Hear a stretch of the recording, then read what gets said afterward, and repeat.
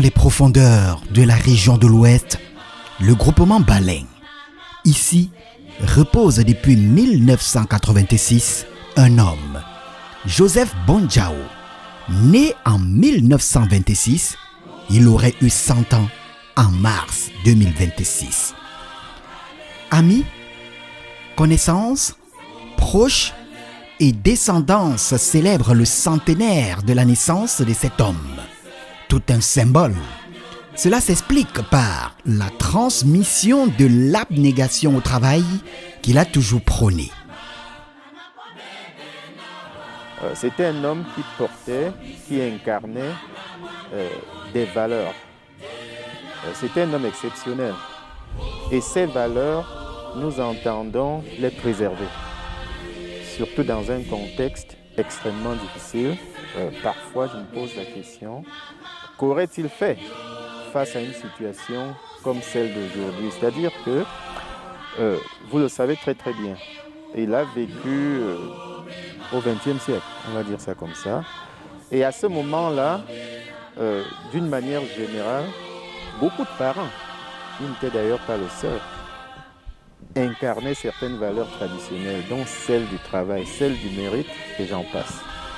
Il se trouve qu'aujourd'hui, je n'ai pas le sentiment que ces valeurs sont préservées.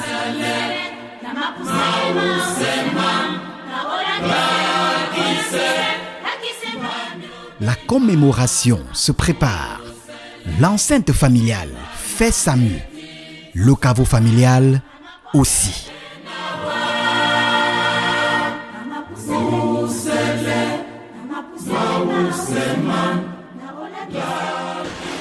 Nous sommes actuellement sur la tombe de Joseph Bonjao, fondateur de cette famille, qui nous a quittés le 2 mars 1986, suite d'une longue maladie, à l'hôpital américain de Neuilly en France.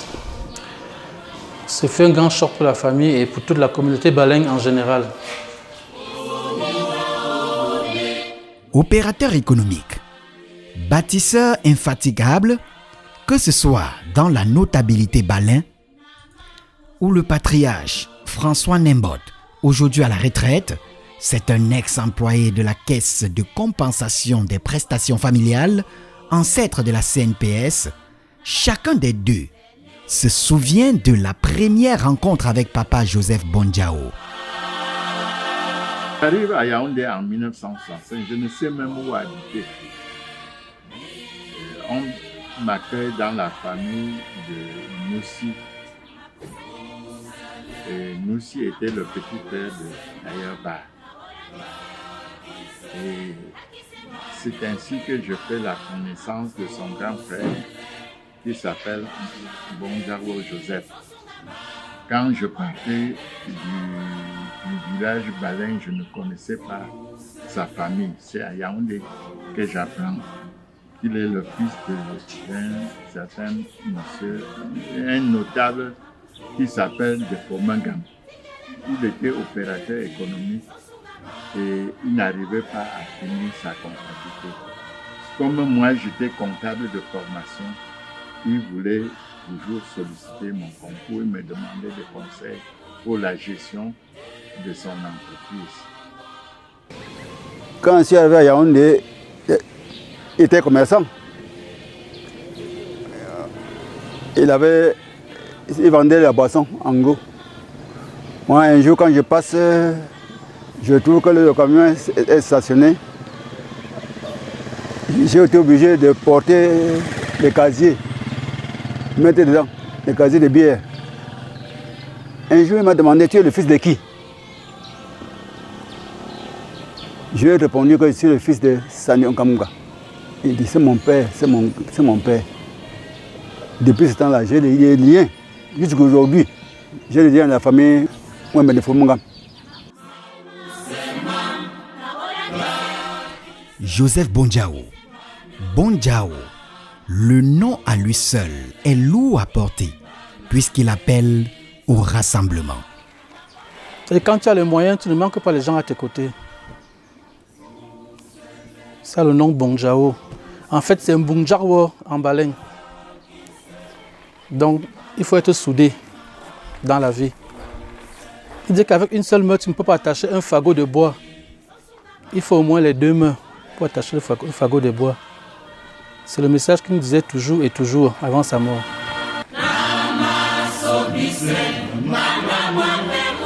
Papa Tailleur, un sobriquet bien évocateur. Parcourir des kilomètres à pied de son Balin natal jusqu'au bord de l'Atlantique à Victoria dans le sud-ouest du Cameroun et par la suite Yaoundé dans le centre où il mène plusieurs activités et de surcroît promoteur du célèbre Tailleur Bar. Tailleur bar parce que mon père avait d'abord été tailleur, figurez-vous. Il a commencé comme un tailleur, je dirais même pour raconter un peu son histoire si vous permettez. Né dans ce village, il se battait beaucoup à la force de son poignet pour réussir sa vie, comme on dit. Au point qu'il a marché à pied de ce village Balin jusqu'à Limbe. À l'époque, ça s'appelait Victoria. Donc papa nous racontait cette histoire pour nous encourager, pour ainsi dire, à être des hommes, des femmes de courage. Je dis bien marcher à pied de ce village à Limbe, ce qui fait, j'imagine, au moins 5 à 600 km. Voilà, histoire d'une vie meilleure, bien évidemment. Et c'est après Limbe qu'il a décidé de s'installer à Yaoundé. Et à Yaoundé, il a commencé comme couturier, il a appris à faire de la couture. Vous verrez même que même les vêtements qu'il portait lui-même à l'époque étaient des vêtements très soignés, très élégants. Et c'était aussi pour transmettre cette qualité dans l'habillement. Donc il a commencé comme tailleur, il était très connu. Il y a des personnalités qui étaient ses clients. Et comme il était reconnu dans la société comme un grand couturier, lorsqu'il lui est venu à l'esprit de se lancer dans le commerce, il s'est dit pourquoi ne pas appeler mon premier bar Tailleur Bar. Et ça lui a finalement collé à la peau. Établi à Yaoundé, Papa Tailleur a la main sur le cœur, altruiste, respectueux des valeurs traditionnelles, avec la crainte de Dieu et surtout soucieux de l'amour du prochain. C'était un homme qui était très attaché aux valeurs familiales. Un homme de paix, un rassembleur.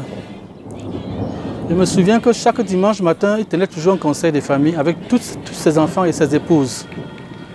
Et après ce conseil des familles, direction église évangélique du Cameroun, située à Messa Marché Charbon.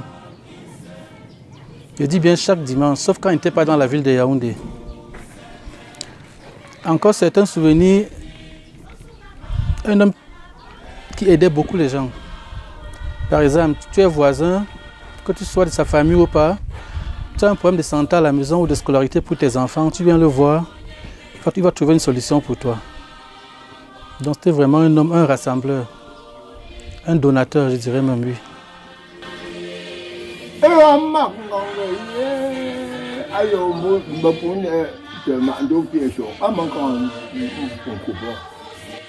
Papa Tailleur avait de l'amour pour moi. Il m'envoyait de la viande chaque fois pour mes repas. Son mariage avec ma petite sœur, Makungang Rachel, était un grand succès pour notre famille. Et beaucoup de personnes vont bénéficier de ce succès de génération en génération. J'étais un des témoins de cette union. Notre fils Jacques Bonjao, qui est l'aîné des garçons de ma petite sœur Makungang, est notre blanc de la famille grâce à ses œuvres. Jacques a construit une belle villa dans la concession de Papa Tailleur, dit Sanjo Bonjao, et tout le monde est vraiment fier de lui.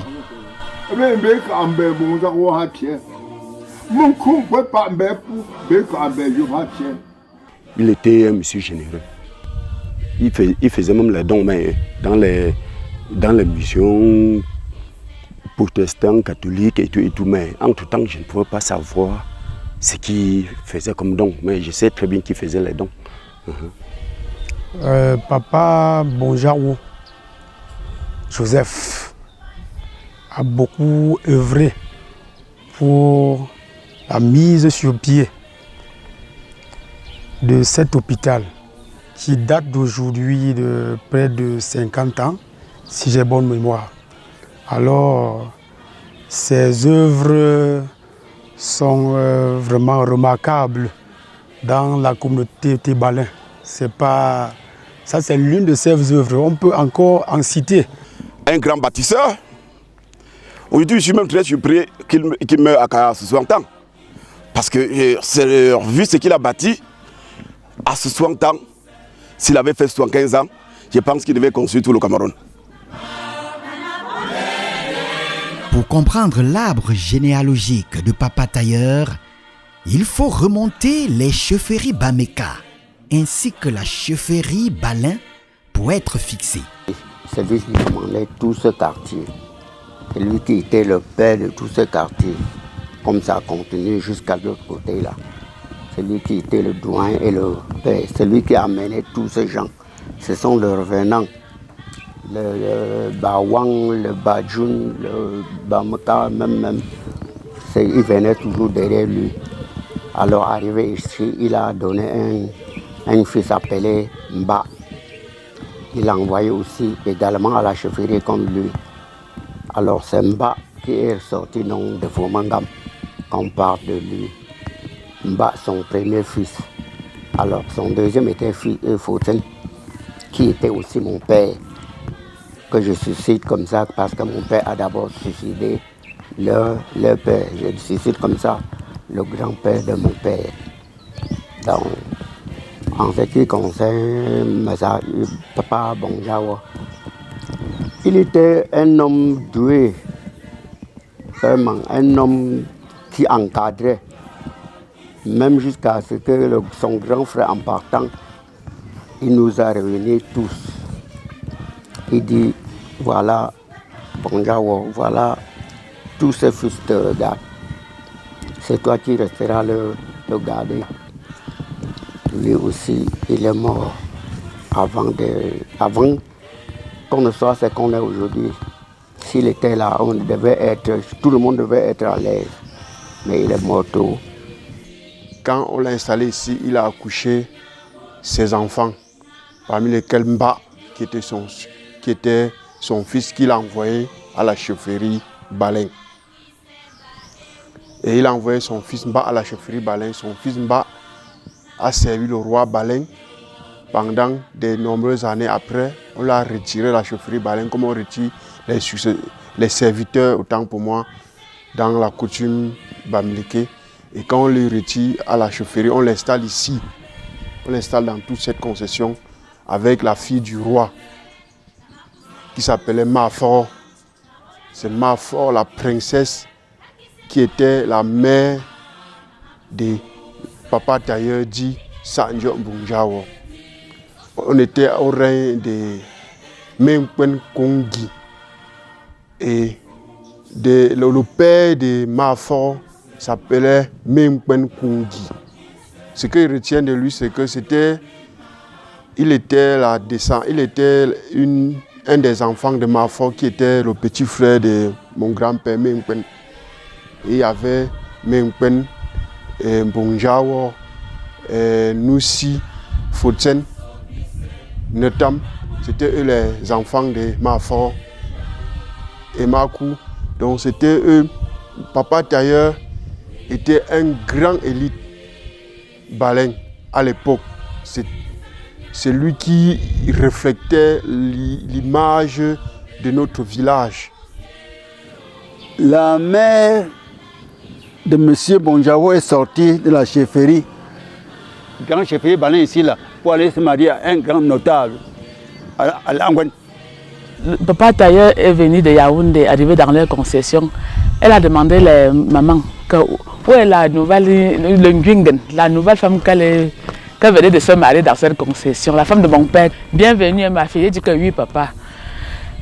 Il a retiré l'argent et m'a donné. Quand il est parti à Yaoundé, retourné encore venu avec mes habits. Parce que lui-même, il donnait aussi de l'amour dans leur concession. Il a sémé l'amour là dans la concession. Et on va continuer comme il avait sémé.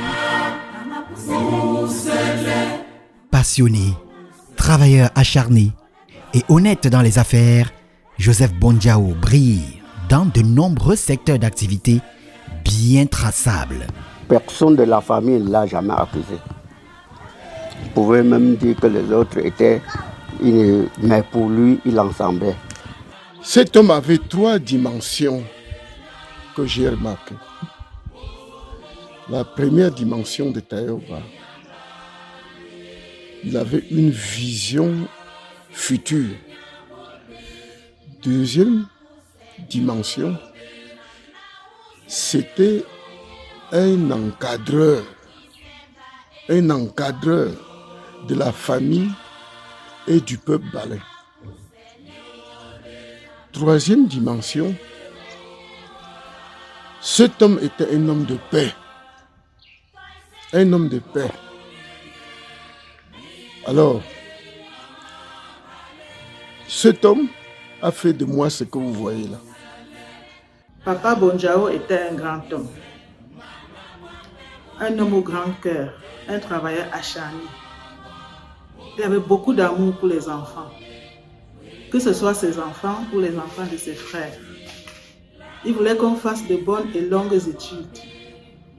Il ne voulait pas qu'on soit perturbé par quoi que ce soit. Je me souviens d'ailleurs une anecdote. Je devais faire la classe de 6e. Papa m'a appelé un jour, il m'a dit Ma, j'ai dit papa, parce que Ma, je suis sa grand-mère. Il me dit Tu as la force? Non, j'ai dit oui papa. Il me dit, montre-moi ta force. Il avait serré le poing comme ça pour montrer combien j'étais forte. Il avait dit, si un garçon t'approche, tu le tapes. Tu as compris? J'ai dit, oui, papa. Bon, papa aurait voulu que je fasse les études de médecine, mais j'ai plutôt fait les études de gestion. Dieu merci, aujourd'hui, il a un de ses petits-enfants qui est médecin, Dr Ngai Kungang Eleonore. Je crois que là où papa est, il doit être content. Mon grand-père avait une profonde admiration pour ce métier qu'est la médecine et affectionnait particulièrement notre médecin de famille, Dr de la Dufranchi. Bon, en ce centenaire de licence, je lui rends hommage avec gratitude et émotion en portant ses deux et ses stéthoscopes. Je n'ai pas eu la chance de connaître mon grand-père, Joseph Bonjao Senior, mais notre père Jacques a toujours raconté à mon frère Joe et moi qu'il était un homme extraordinaire et un véritable père de famille. Il a consacré l'essentiel de sa vie à l'éducation de ses enfants, les encourageant sans relâche à poursuivre des études et à mener une vie tournée vers le service des autres. Ce sont ces mêmes valeurs que notre père nous a transmises. C'est ainsi que Joe et moi avons pu mener nos études à la prestigieuse Université de Virginie. Aujourd'hui, Joe achève sa formation d'avocat, tandis que je travaille comme responsable de marketing digital au sein d'une entreprise en Floride. Merci, bisous.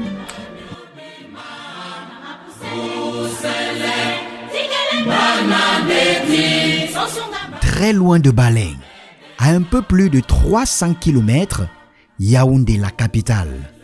Un détour en Kolndongo, quartier qui a vu prospérer Papa Tailleur. Le voisinage garde de lui de bons souvenirs. J'ai connu beaucoup de gens ici en Kolndongo. Par exemple, Papa Bonjao, ici, Papa Ngole Isaac, ici à la montée Zoé, Papa Ndemamas qui avait le cinéma, La Meufou. C'était nos papas auparavant.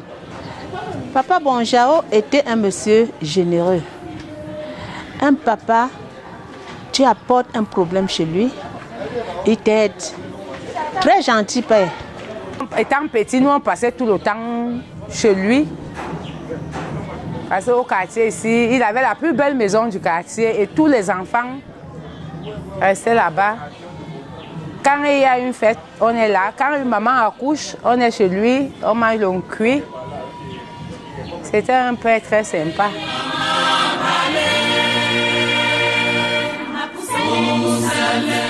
Père de nombreux fils et petits-fils, notre héros est resté attaché à la vie de famille. Ses épouses, Rachel, Micheline et Odette, l'ont accompagné toute une vie avant de regagner l'au-delà. Madame Bonjao Rachel, une maman qui rassemblait, qui a accepté l'arrivée de ses veuves, qui prenait tous les enfants comme ses enfants. Elle a nourri tous ses enfants, tous les enfants que Joseph Bonjao a fait avant qu'elle ne parte sur terre. Madame Bonjao Rachel. Donc c'était ce qu'on appelle une maman. Oui. Madame Bonjao Micheline, qui sortait de la chefferie Bafoussam, oui, et qui a été très bien accueillie par sa co-épouse, Madame Bonjao Rachel, qui était la première épouse, et elle nous a tous nourris, oui, puisqu'elle arrive, elle arrive chez M. Bonjao, déjà à peine 1 an de naissance, donc elle nous a tous élevés, avec sa co-épouse bien évidemment. Et Madame Bonjao Odette est arrivée dans les années 74 chez M. Bonjao Joseph. J'avais à peine 9 à 10 ans. Donc elle nous a toujours pris aussi comme ses enfants.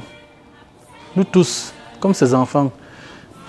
C'est important du reste de venir ici de temps en temps. Je n'ai pas toujours l'occasion de venir au village. Moi j'habite hors du village. Mais quand je viens dans cette concession et que je passe la nuit ou des nuits, voilà, j'ai le sentiment vraiment que je me rapproche de mes parents et de mon père en particulier. Et il y a des situations lorsqu'elles me semblent très très difficiles et que je n'ai pas tout de suite de solution.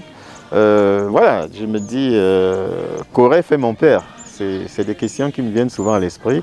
Qu'aurait-il fait? Comment aurait-il abordé cette situation? L'extraordinaire difficulté dans laquelle les jeunes gens se trouvent aujourd'hui, et pas seulement les jeunes gens, beaucoup de parents. Je me pose cette question, comment il aurait agi ou comment il aurait réagi? Et voilà, ça devient un fil conducteur s'agissant de la démarche que je devrais adopter. Voilà, véritablement, mon père a été, le rôle de mon père a été fondamental dans ma vie. Ma mère aussi, dans une moindre mesure, maman Rachel, Makungan Rachel, dont le village est juste à côté, comme je l'ai mentionné. Voilà, le rôle de mes parents a été fondamental. Et ce n'est pas tous les enfants qui ont cette chance. J'ai constaté qu'ils s'intéressaient beaucoup à l'éducation de ces enfants. Il voulait avoir des enfants de bonne moralité. Il appréciait ma façon de me comporter dans le monde. Et il aimait surtout avoir des enfants ayant une éducation chrétienne. Et c'est ainsi qu'il m'a demandé un jour de l'accompagner à Balmayo au collège 5 heures de Marie pour inscrire sa fille. Au fur et à mesure qu'on avançait, il me demandait de petits services. Souvent, il me demandait de l'accompagner chez certains de ses amis Nice.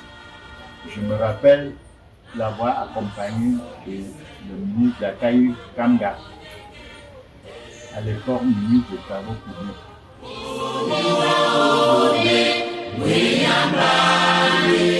Couturier à la base, il a tissé sa toile, taillé sa vie sur mesure, les coupes et découpes, tout ceci mis ensemble de fil à aiguille, ont cousu un ensemble de valeurs transmis avant son départ.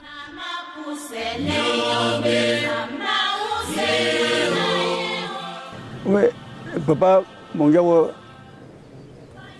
il m'a laissé ici en disant que je pars comme ça me soigner en Europe. Si je rentre, je te ferai un grand homme. Malgré tout, mon père est rentré dans le cercueil. Et jusque-là, quand le chef a arrêté, on a arrêté le successeur, le chef m'a remis le successeur, de M. Bonjao, qui est ici avec moi. Voilà, il est ici comme ça avec moi. Voilà le successeur de mon grand. Donc tu es mon parrain. Oui. Voilà. Voilà.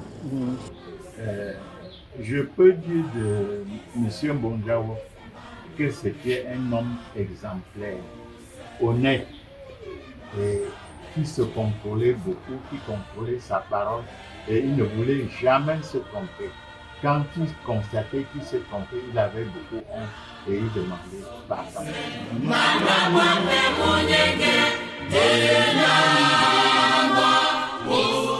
Ce papa rassembleur, chantre de paix et amoureux du travail bien fait, est commémoré. Mars 2026, c'est le centenaire de la naissance de Papa Tailleur. Le temps d'arrêt pour révisiter ses œuvres.